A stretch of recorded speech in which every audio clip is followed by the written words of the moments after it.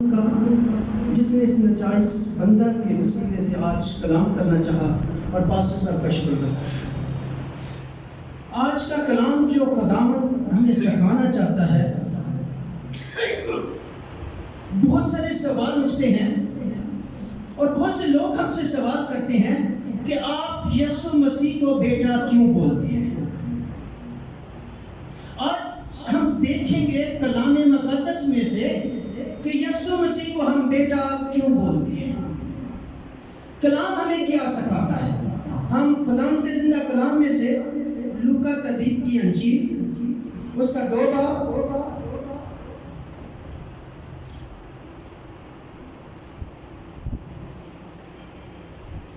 اور اس کی 31 سے 33 آیات تک دیکھیں گے۔ اس حوالے میں 2 مضمون ہیں اور خداوند آج ہمیں دونوں مضمونوں کے بارے میں سکھانا چاہتا ہے۔ نمبر 1 کہ ہم یسوع مسیح کو خدا کا بیٹا کیوں بولتے ہیں، اور دوسرا یہ کہ یسوع مسیح کے بارے میں کہا گیا کہ وہ اپنے باپ داؤد کے تخت پر بیٹھے گا۔ اس کے بارے میں ہم سیکھیں گے۔ لوکا تدیب کی انجیل اس کا پہلا باب، میں نے 2 باب بولا، پہلا باب اس کی 31 سے 33 آیات تک ہم دیکھیں گے۔ اور اس میں یوں لکھا ہے، اور دیکھ تو حاملہ ہوگی اور تیرے بیٹا ہوگا، اس کا نام یسوع رکھنا، وہ بزرگ ہوگا اور خدا تعالیٰ کا بیٹا کہلائے گا، اور خداوند خدا اسے باپ داؤد کا تخت اسے دے گا، اور وہ یعقوب کے گھرانے پر ابا تک بادشاہی کرے گا، اور اس کی بادشاہی کا آخر نہ ہوگا۔ اب اس میں 2 مضمون ہیں کیونکہ خدا نے 2 باتیں کی ہیں یہاں پہ۔ پہلے نمبر پہ کیا بولا ہے کہ وہ خدا کا بیٹا کہلائے گا، اور دوسرا کہا ہے کہ خداوند خدا اسے باپ داؤد کا تخت دے گا۔ آج ہم ان دونوں باتوں پہ سیکھیں گے جو خداوند کا پاک روح ہمیں سکھانا چاہتا ہے، کیونکہ بہت سارے سوال اٹھتے ہیں کہ ہم یسوع مسیح کو بیٹا کیوں بولتے ہیں۔ سب سے پہلے ہم دیکھیں گے کہ یسوع مسیح کو بیٹا کیوں بولا جاتا ہے، اور آپ سب میں سے سب سے سوال ہے کہ یسوع مسیح کو ہم بیٹا کیوں بولتے ہیں، کیونکہ باہر جب ہم نکلتے ہیں تو بہت سارے ہمارے بھائی بہن جو ہیں جو غیر مذہب میں سے ہیں وہ ہم سے سوال کرتے ہیں کہ آپ یسوع کو بیٹا کیوں بولتے ہیں، کیونکہ خداوند جو ہے وہ خدا ایک ہے، اس نے نہ کسی کو پیدا کیا اور نہ وہ کسی سے پیدا ہوا، تو اس لیے وہ بیٹا کیسے ہو گیا۔ طرح طرح کے سوالات آتے ہیں، تو ہمیں اس چیز کا پتہ ہونا چاہیے تاکہ ہم ان کو صحیح کریکٹ جواب دے سکیں بائبل کی روح سے۔ آپ میں سے کتنے جانتے ہیں کہ یسوع مسیح کو خدا کا بیٹا کیوں بولا جاتا ہے؟ کوئی بہن یا بھائی کیوں بولا جاتا ہے؟ کیونکہ خدا نے اپنا روح اس میں ڈالا۔ مریم کے باطن میں جب فرشتہ آیا تو اس نے کہا کہ میں خدا کا روح تجھ پہ سایہ ڈالے گا۔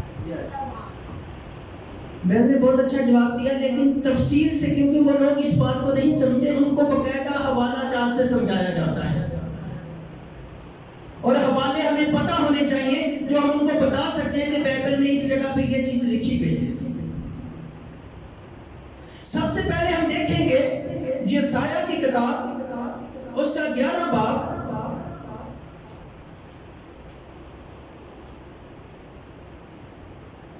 یہ یسوع مسیح کے بارے میں پیشن گوئی ہے، اور یہاں پہ جو بہن نے بات کی ہے کہ اس میں اپنا روح ڈالا گیا، صرف 1 روح نہیں بلکہ 6 روح ہیں۔ یہ کلام واضح کرتا ہے، کیونکہ اگر ہم کلام کی سٹڈی کریں تو خدا کی 7 روحیں ہیں۔ خدا کی کتنی روحیں ہیں؟ 7 روحیں ہیں، جس میں سے یہاں پہ لکھا گیا کہ 6 روحیں اس پہ ڈالی گئی، اور 7ویں روح اس کو بعد میں ملی۔ اس لیے تو پولس رسول کہتا ہے کہ وہ خدا اس نے اپنے آپ کو خدا کے برابر ہونے کے قبضے میں نہ کیا بلکہ خالی کر دیا. اگر ہم یہاں پہ دیکھیں تو یہاں لکھا ہوا ہے دوسری آیت سے اگر ہم دیکھیں اور خداوند کی روح اس پر ٹھہرے گی، اور آگے ان کے نام لکھے ہوئے ہیں، تفصیل لکھی ہوئی ہے. حکمت اور خیرت کی روح. کتنی روحیں ہو گئی؟ 2. حکمت اور خیرت کی روح. مسلک اور قدرت کی روح. 4 روحیں ہو گئی. معرفت اور خداوند کے خوف کی روح. کتنی روحیں ہو گئی؟ 6 روحیں. آپ کسی کو یہ بتا سکتے ہیں کہ جب یسوع مسیح کی پیدائش ہوئی تو اس وقت اس کے ساتھ خدا کی 6 روحیں موجود تھی. اس لیے اسے ہم روحانی طور پر کیا کہتے ہیں؟ بیٹا کہتے ہیں. پیدا وہ جسمانی طور پہ ہوا کیونکہ وہ لکھا گیا کہ یسی کی طرح سے قوم پر نکلے گی. پیشن گوئی میں واقعہ ہے اور کلام مقدس میں لکھا ہوا ہے فرشتے نے جو اسے پیغام دیا کہ وہ داؤد کے تخت پہ بادشاہت کرے گا. جسمانی طور پر پیدا ہوا لیکن اس کے ساتھ خدا کی کتنی روحیں تھی؟ 6 روحیں موجود تھی. یہ خدا کی 6 روحیں جب اس وقت خداوند یسوع مسیح ماں کے پیٹ میں تھا تو اس وقت اس پہ ٹھہر چکی تھی کیونکہ خداوند کی جو پیشن گوئیاں کی گئی ہیں اس کے مطابق تو اس پر کیا ہوگی؟ ٹھہریں گی. اور جب یسوع مسیح نے بپتسمہ لیا تو 7ویں روح اس وقت اس کو ملی اور خداوند نے کہا کہ یہ میرا پیارا بیٹا ہے جس سے میں خوش ہوں. اور 7 روحیں اس پر آ کر ٹھہر چکی تھی. اس لیے ہم اسے روحانی طور پر خدا کا بیٹا کہتے ہیں. اگر ہم ایک اور حوالہ دیکھیں رومیو پولس رسول کا رومیو کے نام اس کا پہلا باب پولس رسول جسے سب سے عظیم شگرد بولا جاتا ہے، یہ اس کا کلام ہے جو خداوند نے اسے دیا. اور یہاں پہ دیکھیں کہ پہلے باب کی 3 آیت میں وہ کہتا ہے اپنے بیٹے ہمارے خداوند یسوع مسیح کی نسبت وعدہ کیا تھا. جسم کے اعتبار سے تو داؤد کی نسل سے پیدا ہوا. یہاں واضح ہو گیا ہمیں کہ جسم کے اعتبار سے کہاں سے پیدا ہوا؟ داؤد کی نسل سے. اور لکھا ہوا ہے لیکن پاکیزگی کی روح کے اعتبار سے مردوں میں سے جی اٹھنے کے سبب سے اور قدرت کے ساتھ خدا کا بیٹا ٹھہرا. ہلیلویا ہلیلویا. خداوند کے کلام کی سمجھ آ رہی ہے؟ یہاں واضح ہمیں سمجھایا گیا کہ ہم اسے بیٹا کیوں بولتے ہیں. پولس رسول نے وضاحت کر دی کہ پیدا تو وہ جسم کے طور پہ داؤد کی نسل سے ہوا لیکن روحانی طور پر کیا ہے؟ خدا کا بیٹا ٹھہرا. اور وہاں پہ بھی اگر لفظوں کو دیکھیں تو وہاں کیا لکھا ہوا ہے؟ فرشتہ کیا کہتا ہے کہ وہ ملوک مقدس خدا کا بیٹا کہلائے گا. ہوگا نہیں لکھا ہوا بلکہ کہلائے گا. اور یہاں پہ لفظ کیا ہے؟ ٹھہرا. لفظوں کو غور سے دیکھیں تو اس وقت فرشتے نے کہا کہ کہلائے گا. کہلائے گا تب جب وہ اپنے عروج میں آئے گا، جب وہ باپ میں سمائے گا پھر وہ کہلائے گا. جب اس کے پاس 7 روحیں موجود ہوگی پھر یسوع مسیح کو خدا نے کہا کہ یہ میرا پیارا بیٹا ہے جس سے میں خوش ہوں. اس لیے کہا گیا کہ وہ کہلائے گا. پیدا ہوتے ہوئے اس کو نہیں کسی نے کہا کہ یہ خدا کا بیٹا ہے بلکہ جب اس کو خدا نے 7ویں روح دے دی تو پھر اس کو کہا کہ یہ میرا پیارا بیٹا ہے جس سے میں خوش ہوں. اس لیے پولس رسول کہتا ہے کہ وہ خدا کے برابر تھا. اگر ہم فلپیوں میں دیکھیں 2 باب اس کی 6 اور 7 ہے تو یہاں پہ لکھا ہوا ہے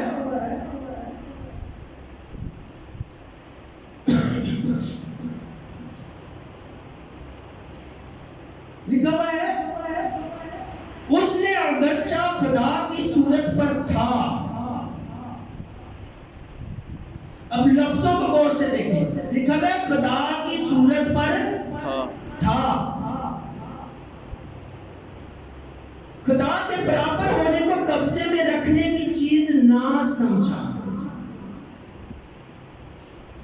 جب خداوند نے یہ مجھے کلام سمجھایا تو مجھے بہت دیر بعد یہ سمجھ آئی کہ پولس رسول نے کیوں کہا کہ وہ خدا کے برابر ہے۔ جب خداوند نے مجھے کلام دیا، بتایا کہ یسایہ کے مطابق 7 روحیں خدا کی ہیں جو ساتوں کو اس کے ساتھ تھی، اور یسوع مسیح نے آپ نے دیکھا ہوگا جب بھی کوئی کام کرتا تھا وہ کہتا تھا میں وہ کرتا ہوں جو میں باپ کو کرتے دیکھتا ہوں، اور اس نے کہا کہ باپ مجھ میں ہے اور میں باپ میں ہوں۔ بہت سارے لوگ ہیں جو اس کو غلط سمجھ جاتے ہیں اور یسوع کو سمجھتے ہیں کہ یسوع ہی خدا ہے، لیکن یسوع نے کبھی اپنے آپ کو خدا نہیں کہا۔ پوری بائبل پڑھ لیں، اس نے جب بھی بولا اس نے بولا کہ میں خدا میں اور خدا مجھ میں ہے۔ وہ بولنے اس لیے گیا کیونکہ خدا کی 7 روحیں اس کے اندر موجود تھی، اس لیے اس نے کہا کہ باپ مجھ میں ہے اور میں باپ میں ہوں، کیونکہ وہ 7 روحیں کس میں تھی؟ باپ میں موجود تھی۔ اس لیے اس نے کہا کہ میں باپ میں اور باپ مجھ میں ہے، اس لیے ہم اسے بیٹا بولتے ہیں، روحانی طور پر، جسمانی طور پر نہیں، روحانی طور پر بیٹا بولتے ہیں۔ اور پولس رسول نے واضح کر دیا، جو میں نے حوالہ پڑھا کہ جسمانی طور پر وہ داؤد کی نسل سے تھا،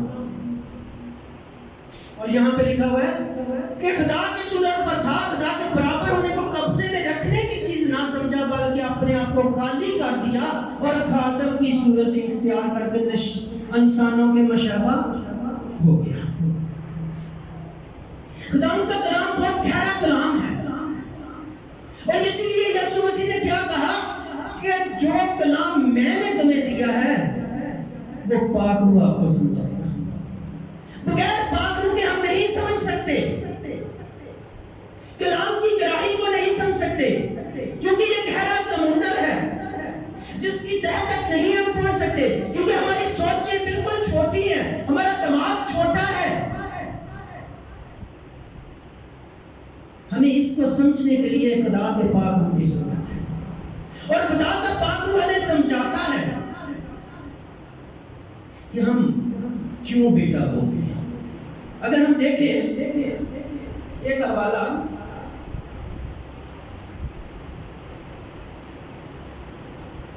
یوحنا 5 کا اور اس کی 19 آیت،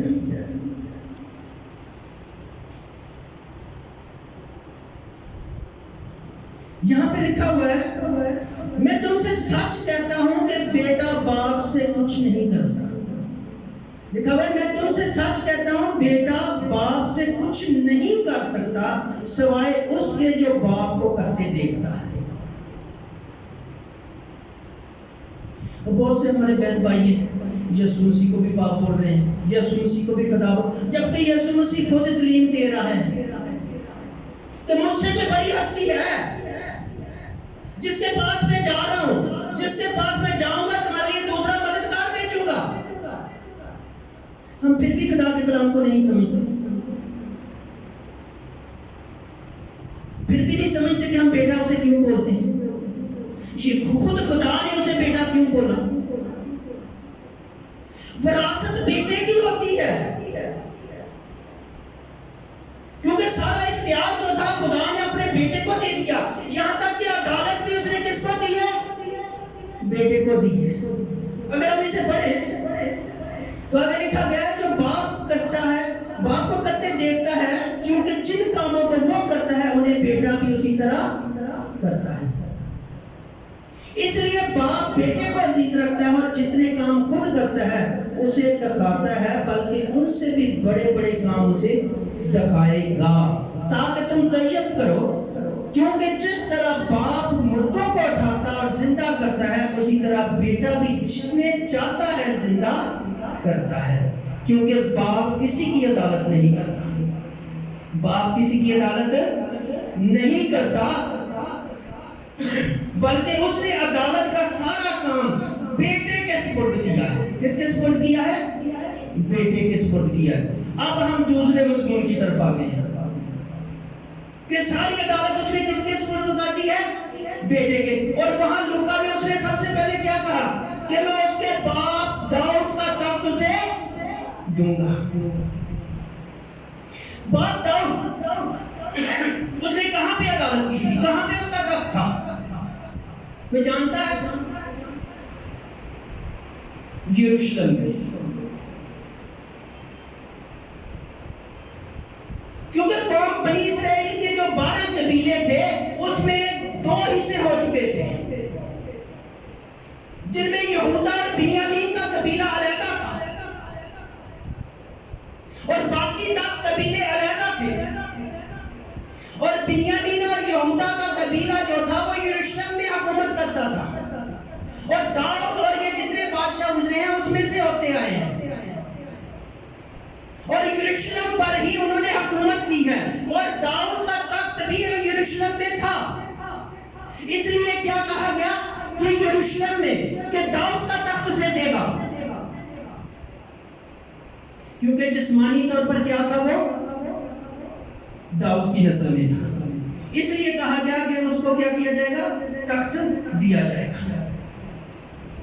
کیونکہ یہاں پہ رومیوں کے خط میں پولس رسول باقاعدہ کہتا ہے کہ اپنے بیٹے ہمارے خداوند یسوع مسیح کی نسبت وعدہ کیا گیا تھا. کون سے وعدہ کا ذکر کر رہا ہے؟ وہی جو لوکا میں کیا گیا تھا، وہی جو یسایہ میں کیا گیا تھا. اپنے بیٹے ہمارے خداوند یسوع مسیح کی نسبت وعدہ کیا گیا تھا، جسم کے اعتبار سے تو داؤد کی نسل سے پیدا ہوا. کس سے پیدا ہوا؟ داؤد کی نسل سے. اور وعدہ داؤد کی نسل سے کیا کیا گیا تھا؟ کہ داؤد کا تخت اسے دیا جائے گا. اور ہم دیکھیں کہ یسوع مسیح تو آسمان پہ جا چکا ہے، تو پھر وہ داؤد کی نسل جو ہے اس کے تخت پہ کیسے بیٹھے گا؟ کیسے ان کی عدالت کرے گا؟ لیکن اگر ہم دیکھیں کہ یسوع مسیح کے اپنے الفاظ ہیں، اسے اپنے شاگردوں کو کیا کہا کہ تم میرے پاس تخت پہ بیٹھ کے بنی اسرائیل کے 12 قبیلوں کی عدالت کرو گا. یہ یسوع مسیح کے الفاظ ہیں، کیونکہ یسوع مسیح نے قوم بنی اسرائیل کی عدالت کر دی. اور اگر ہم دیکھیں مکاشفہ کی انجیل میں، مکاشفہ کی کتاب میں، تو وہاں پہ لکھا ہے جسے last message of the God کہا جا سکتا ہے، کیونکہ خداوند کا وہ آخری کلام ہے جو اس نے ہم سے کیا، جو آنے والے وقت کے بارے میں بتایا تاکہ ہم سیکھ سکیں اس سے. اور وہاں دیکھیں تو 21 باب میں واضح لکھا ہوا ہے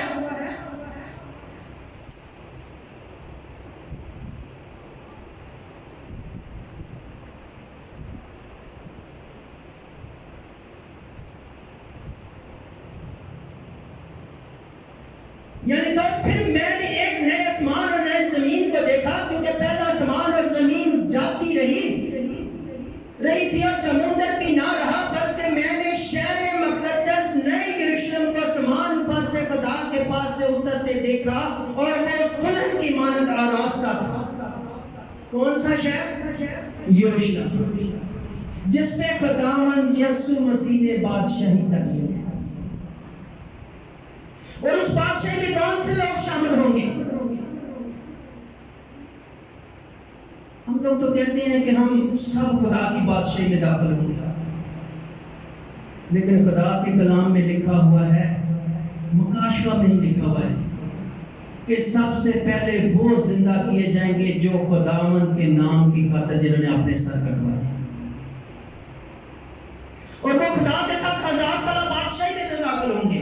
وہ لوگ جو خدا کے نام پہ قتل ہوئے، آج کتنے لوگ ہیں جو اپنا سر کٹوا سکتے ہیں؟ کوئی بھی اس کے لیے تیار نہیں ہوتا. وہ لوگ، وہ نبی جن لوگوں نے خدا کے لیے اپنی آپ کی جانیں دے دی، وہ رسول جنہوں نے اپنے آپ کو خدا کے سامنے قربان کر دیا، وہ لوگ جو خدا کے لیے اپنے آپ کو مار دیتے ہیں، وہ کہتے ہیں کہ ہمارا مرنا اور جینا صرف یسوع مسیح ہے. وہ لوگ خدا کی بادشاہی میں داخل ہوں گے اور خدا کے ساتھ حکومت کریں گے. اگر ہم دیکھیں تو اس سے پہلے مکاشفہ میں باقاعدہ لکھا گیا ہوا ہے جو قبیلے چنے گئے ہیں، اور اگر 7 باب میں آئے تو وہاں پہ قبیلوں کا ذکر ہے جن میں سے 12 ہزار یعنی کہ 1,44,000 لوگ چنے گئے.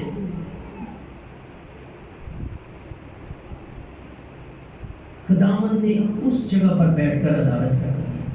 کس کے تخت پر؟ داؤد کے تخت پر، جسمانی تخت جو اس کے باپ دادا کا تخت تھا، کیونکہ جسمانی طور پر وہ کیا تھا؟ दाऊद की नस्ल में से था, और यरूशलेम में खुदावंद यीशु मसीह ने बादशाही करी है। और उस बादशाही में वही लोग जा सकते हैं जो यीशु मसीह के लिए अपने आप को कुर्बान करना चाहते हैं, जो उसको अपने आप के लिए पूरी तरह खुदावंद के हुजूर में दे देते हैं। आज खुदावंद चाहता है कि हम इस कलाम को समझें। खुदावंद का कलाम जो हमें सिखाना चाहता है, खुदावंद के कलाम में बहुत सारे गहरे राज हैं।